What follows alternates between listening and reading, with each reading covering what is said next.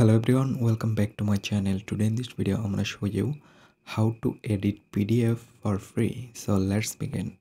So on my PC here you can see there have a PDF. This on I just want to edit. So if I just open it, here you can see there have no way to edit this PDF. I'm gonna show you the best and easy method.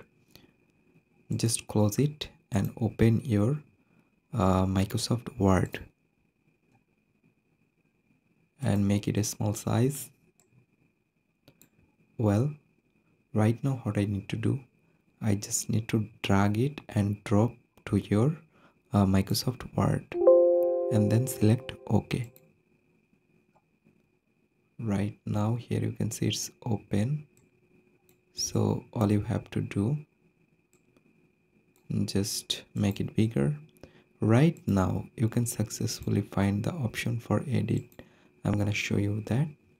You can remove it, you can add new text on here, and everything guys, everything you can change.